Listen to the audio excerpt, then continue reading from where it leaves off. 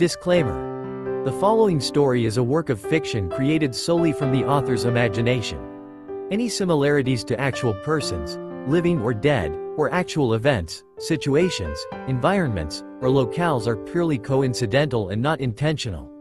The characters, events, and settings portrayed in this story are products of the author's imagination and are used fictitiously. Thank you for understanding that this work is purely a creative endeavor and not meant to depict any real-life occurrences. Sobrang lakas ng tibok ng puso ko.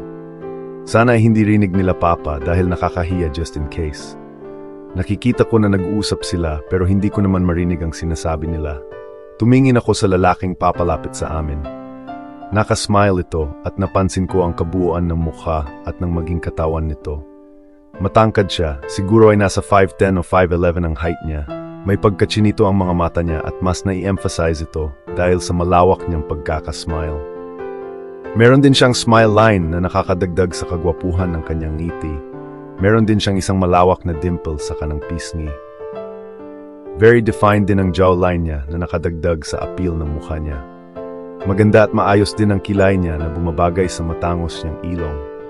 Maganda at matipuno din ang pangangatawan nito. Nakasuot siya ng fitted na kulay off-white na sando at dahil doon ay halata at bumakat dito ang malapad nitong dibdib at defined na abs. Toned din ang biceps niya na malaya kong natititigan dahil sa nakasando lang ito. Lalaking lalaki ito, tignan isabay pa ang moreno niyang balat. May mga dumi ito sa buong katawan, marahil ay grasa, pero hindi ito nakabawas sa kagandahang lalaki nito. Agad naman akong bumalik sa realidad, mapansing nakatingin na pala sa akin ang tatlo. Kenji, uy, Kenji, tawag sa akin ni Papa. Agad naman akong tumingin sa kanya. Pa? Tanong ko, tinakpan ko ang ilong at bibig ko, gamit ang kanang kamay ko para maitago ang pagkauwang ng mga lahbek ko. Lah, napaano ka? Kanina pa kita tinatawag. Ang sabi ko, ikaw din naman ay nasa 23 na diba? Tanong ni Papa sa akin. Tumingin ako sa may-ari ng shop at pati kay Norman na nakangiting nakatingin pa rin sa akin. Nagiwas naman ako ng tingin at tinignan ko muli si Papa. Pa, 21 pa lang po ako. Pagwawasto ko naman sa sinabi ni Papa. Ah, 21 ka lang pala. Akala ko ay 23 ka na. Sad ni Papa. Ngumiti na lang ako kunwari. Sinabi ko kasi sa Papa mo na itong bata kong si Norman ay 23 pa lang ay marami ng alam sa buhay, lalo na sa mga sasakyan. Wika naman nung may-ari ng shop. Aba, hindi naman din pala nalalayo ang age nitong dalawa pare. Dagdag pa niya. Bahagya pa akong kinabahan nung nagka-ideya ako sa kung ano ang pinag-uusapan nila. Binubugaw na naman ba ako ni Papa? Alam na alam ni Papa ang tunay kong pagkatao at tanggap niya ako sa kung sino ako. Madalas nga ay binibiro nito ang mga kumpare niya na ipakasal daw ako sa mga anak nilang lalaki. Lahat naman ng kumpare ni Papa ay tumatawa lang sa biro nito. Nahiya naman ako bigla dahil sa ideyang binibiro na naman ni Papa ang kumpare niya na ipakasal ako sa binatang nasa harapan namin. Mabilis kong hinawakan ang braso ni Papa para sana pigilan na ito sa mga biro nito. Pa, please, tantanan mo na ang mga pabiro mong pambubugaw sa akin. Nakakahiya sa kanila. Marahang wika ko kay Papa. Nagulat naman ang tatlo sa sinabi ko at sabay-sabay na tinitigan ako ng may question. Ano bang sinasabi mo anak? Sino ang binubugaw? Tanong sa akin ni Papa habang nakataas ang kilay. Nagpapalit-palit ang tingin ko sa kanilang tatlo. Magsasalita sana ako pero walang lumabas sa bibig ko. Napatingin naman ako kay Norman na ngayon ay titig na titig sa akin at bahagyang nakangiti.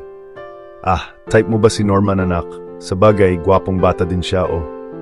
Saad ni Papa at tinapik pa nito ang balikat nito at nakalokong ngumiti sa akin. Nakakita na naman si Papa ng pagkataon para biruin ako. Ngumising-ngisi pa si Papa sa akin. Wala akong masabi. Halo-halo ang nararamdaman ko. Naiinis ako kay Papa. Nahihiya ako kay Norman at natatakot din kasi baka ma-offend namin siya. Baka hindi niya masakyan ang biro ni Papa. Ano ba kasi ang sinasabi mo, Kenji? Ang pinag-uusapan kanina ay tungkol sa sasakyan.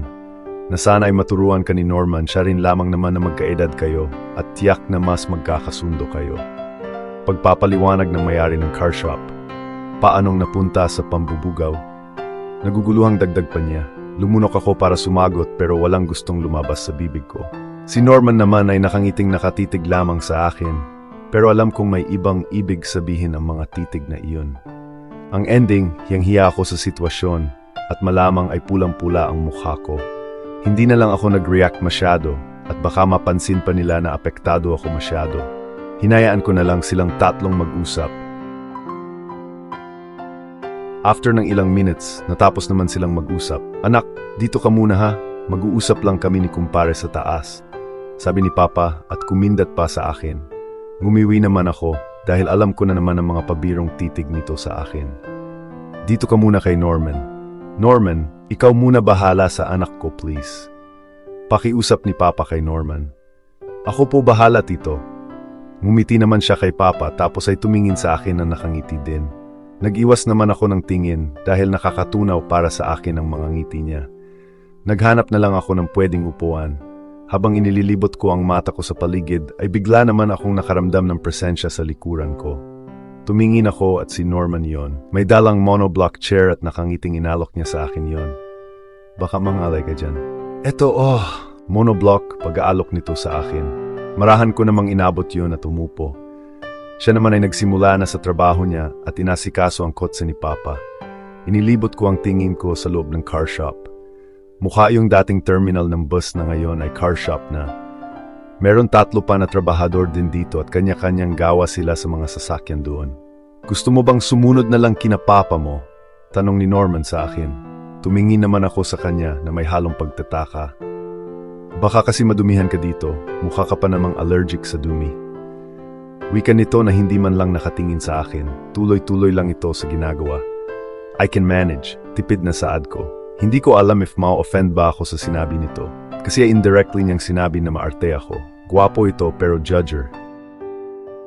Tinigil nito ang ginagawa tapos ay tumingin sa akin. Kenji, di ba? Ako nga pala si Norman Lim. Pagpapakilala niya at sabay inilahad ang kamay sa harap ko. Tinitigan ko naman ang kamay nito. May mga grasa iyon.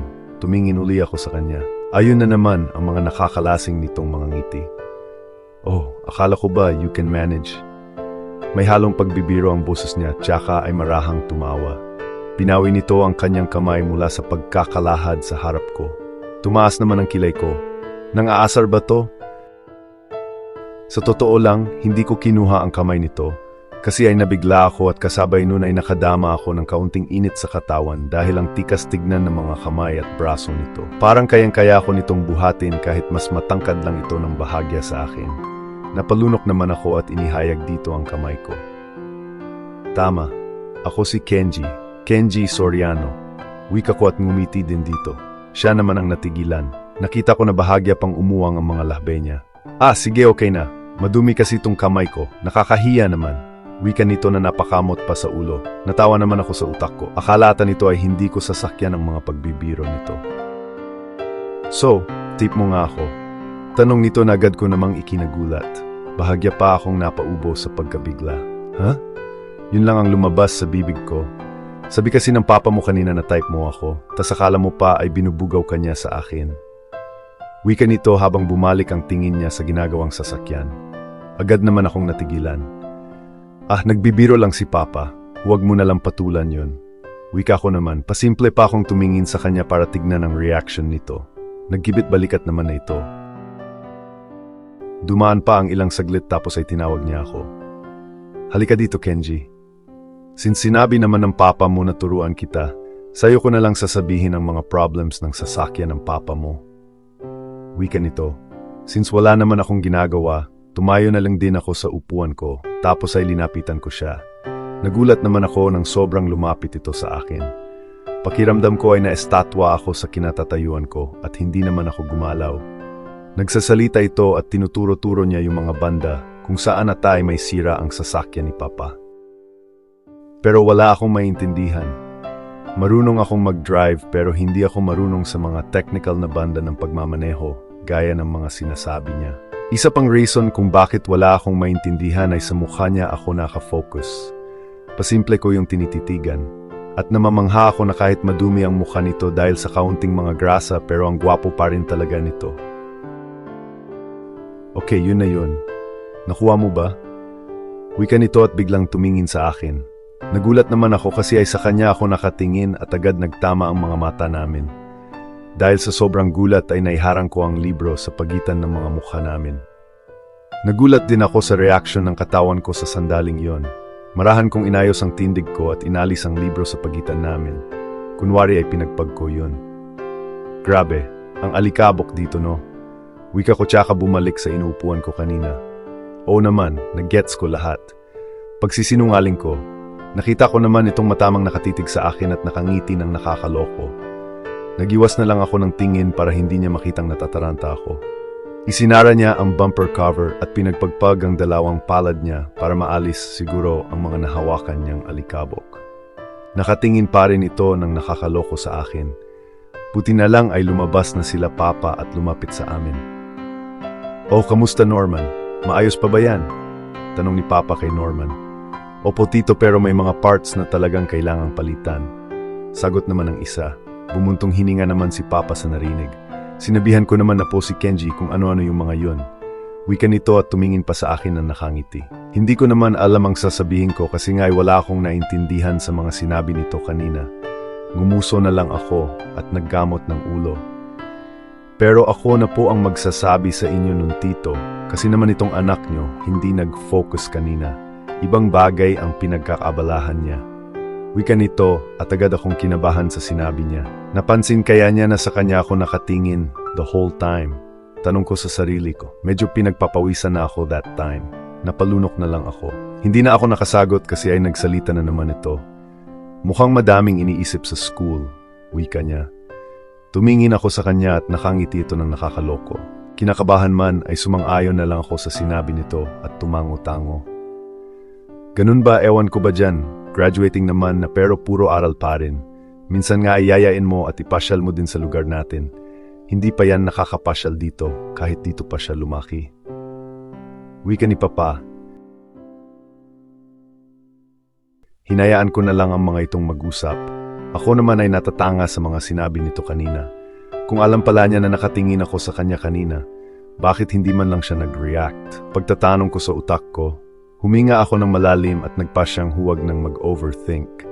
Siguro ay totoo ang sinabi nito kanina. Siya na din kasi ang nagsabi na marami akong iniisip about school. Sa huli ay hindi ko na masyadong inisip yun. Hindi din naman nagtagal ay umuwi na din kami ni Papa.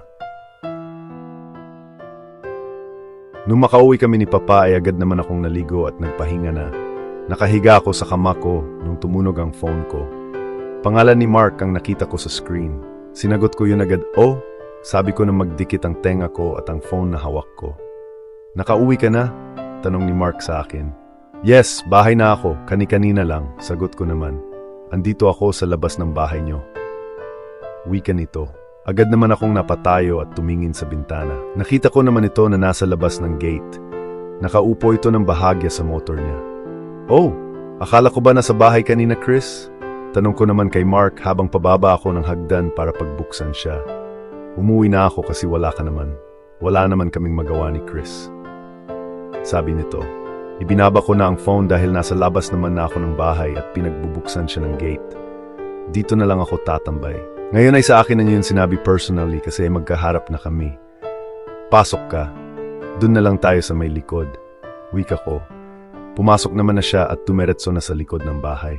May mga pagkakataon na dito kami tumatambay pero wala si Chris kasi nga ay hindi ito papayagan ng parents niya na lumabas ng gabi. Umupo naman na ito sa upuan sa ilalim ng puno ng mangga. Dito kami tumatambay pag hindi kami pumupunta kina Chris. "Ano, naayos naman ba yung kotse ni Tito?" Tanong niya. Hindi pa, marami daw silang kailangan palitang mga parts and mukhang matatagalan pa yun. Iniwan na nga ni Papa yun dun sa may car shop. Delikado din naman kung gagamitin pa niya ng may sira. Mahabang saad ko. Tumango naman ito at ngumiti. Marami pa kaming napag-usapan. Kadalasan ay about sa school. Nakatitig lang ako sa buwan na siyang tanging nagbibigay ng liwanag sa paligid. "Na-in love ka na ba, Kenji?" Tanong nito. Agad naman akong tumingin sa kanya ng nakakunot noo. Kahit na walang ilaw sa pwesto namin ay malinaw ko namang nakikita ang mukha nito na nakatitig sa akin kasi nga ay maliwanag naman din ang sikat ng buwan. "Bakit mo naman natanong?" Tanong ko sa kanya. "Wala lang, kasi ako in love na ako sa isang tao." sabi niya. Agad naman akong ngumiti at tinapik ang balikat niya. Naku boy, mukhang malakas na tama mo kay Chris ah. Sabi ko sa kanya nang natatawa. Tumingin ulit ako sa kanya pero walang reaction ang mukha nito na nakatitig lang sa akin. Alam mo, mahirap yan. Mukhang hindi pa naman papayag sila tito na magka-boyfriend si Chris habang nag-aaral pa siya. Wika ko na natatawa pa rin.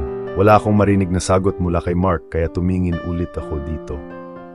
Wala pa rin itong reaction at nakatingin pa rin ito sa akin. Huy, joke lang, hindi kita pinagtatawanan. Bigla-bigla ka kasing magtatanong if na in love na ako. Alam mo naman ang sagot. Sabi ko dito, natigilan naman ako kasi ay naalala ko si Norman. Nag-iling na lang ako ng ulo para maalis sa isipan ko na in love ako kay Norman. Kasi ay hindi naman ata pwede iyon, nakakakita ko pa lang sa kanya kanina in love na ako agad. Tumingin naman ako sa kanya, ulit nang wala pa rin akong marinig na kahit ano dito. Huy, okay ka lang ba? Tanong ko sa kanya na mapansing nakatitig lang ito sa akin. Bigla naman siyang bumuntong hininga at nag-inat ng mga kamay. Hey, kalimutan mo na lang yon, sabi niya tapos ay tumingin din sa buwan. Anong problema nito? Napaka-unusual na mood niya ngayon. Tanong ko sa sarili ko, yung totoo, may problema ka no? Sabi ko sa kanya at tumingin din sa buwan. Narinig ko ulit itong bumuntong hininga. Naranasan mo na bang ma-in love pero hindi mo masabi kasi ay alam mong hindi pwede? Tanong na naman nito sa akin pero hindi na ito nakatingin sa akin. Sa buwan pa rin siya nakatingin. Siyempre naman. Pero matagal na kasi na panahon nung last time ako na nagkagusto sa isang tao romantically. Wika ko, buti ka pa, sabi niya. Alam kong si Chris ang tinutukoy nito. Kasi nga nasabi na niya sa akin nung nagusto niya si Chris. Pero ang hindi ko maintindihan ay ang sinabi niya na hindi pwede. Pwedeng-pwede naman silang maging ni Chris. Kailangan niya lang sabihin iyon sa parents ni Chris at ligawan ito sa bahay nila mismo. Bakit naman hindi pwede? Alam mo, hindi mo malalaman kung pwede o hindi hanggat di mo sinusubukan. Sabi ko naman sa kanya, tumingin naman ito sa akin at ngumiti ng bahagya.